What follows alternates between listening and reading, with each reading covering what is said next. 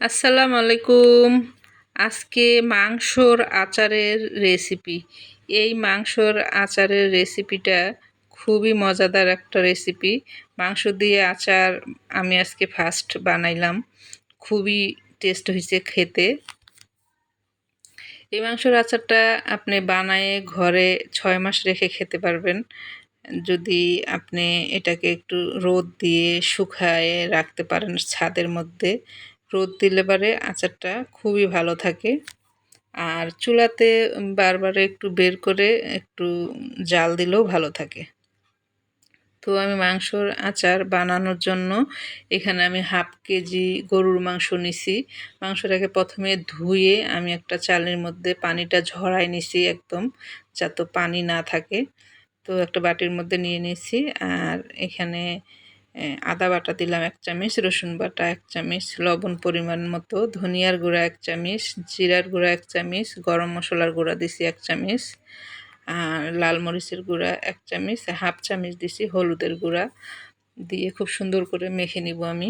মাংসর পিসগুলোকে আমি কিন্তু একটু বড় বড় পিস করে নিছি। এটা ভাজার পরে কিন্তু ভাজতে কিন্তু এটা মাংসটা ছোট হয়ে যাবে। এজন্য আমি বড় বড় পিস করে নিছি। নিয়ে আমি মাংসটাকে মশলা দিয়ে খুব সুন্দর করে মাখায় আমি একটা কড়াইয়ের মধ্যে দিয়ে পরিমাণ মতো একটু পানি দিয়ে চুলার মধ্যে বসাই দেব। পানি এমনভাবে দিতে হবে যাতে মাংসটা একটু সিদ্ধ হয়, একেবারে যেন গলে না যায়, হাত দিয়ে ছিঁড়া যায়, এই পরিমাণ মতো মাংসটাকে সিদ্ধ করতে হবে। চুলার জাল আমি প্রথমে একটু বাড়াই দিছি বলক আসার জন্য। জালটাকে বাড়াই দিয়ে আমি প্রথমে বাড়াই দিছি, পরে একটু জালটাকে কমাই দিছি। দিয়ে দেখতে পাচ্ছেন আমি মাংসটার পানিটা কিন্তু শুকায় নিব।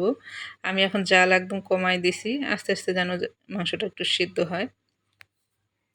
তো এভাবে নেড়ে চেড়ে আমি মাংসর গায়ের থেকে সম্পূর্ণ পানি শুকায় নিব। পানি যেন মাংসর মধ্যে না থাকে, এইভাবে পানিটাকে শুকায় নিতে হবে। আর মাংস আচার বানানোর জন্য এখানটায় আমি একটা মশলা নিছি, দারচিনি নিছি, এলাচ নিছি, আর কয়েকটা শুকনা মরিচ, আর তেজপাতা 2টা, আর একটু পাঁচফোড়ন নিছি। এগুলো দিয়ে আমি আচারটাকে রেডি করব। এখানে কড়াইয়ের মধ্যে আমি সরিষার তেল ঢেলে দিছি। সরিষার তেল একদম খাঁটি সরিষার তেল দিয়ে আমি আচারটাকে বানাচ্ছি। মিল থেকে ভাঙানো সরিষার তেল এটা।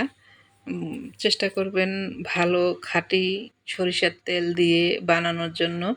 তো তেলের মধ্যে আমি শুকনো মরিচগুলোকে দিয়ে দিলাম, আর এখানে তেজপাতা, দারচিনি যে মশলাটাকে রেডি করে রাখছিলাম সেটাকে আমি দিয়ে দিলাম। দিয়ে আমি এখানে রসুন কতগুলো ছিলে দিলাম।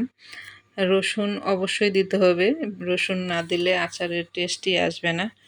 তো এখানে তেলের মধ্যে আমি হালকা করে একটু ভেজে নিচ্ছি, ভেজে নিয়ে মাংসগুলোকে আমি দিয়ে দিচ্ছি।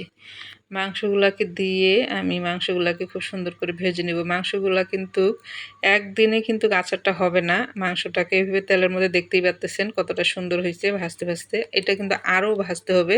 আমি এভাবে এটা রেখে দিছিলাম।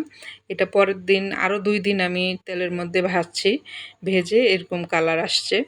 এই দেখতে পাচ্ছেন কতটা সুন্দর হয়েছে কালারটা। এইভাবে গরুর মাংসের আচার বানায়ে খেতে পারেন আপনারা, ভালো লাগবে এই গরুর মাংসের আচার। আর এই গরুর মাংসের আচারটা যদি আপনারা রেখে খেতে চান তাহলে অবশ্যই তেলের মধ্যে একদম ডুবাই রাখবেন, তাহলে ভালো থাকবে। আর মাঝে মাঝে একটু গরম করে খেলেই হবে। ভালো থাকবেন সবাই। আবার কোনো নতুন ভিডিও নিয়ে আসবো। আল্লাহ হাফেজ।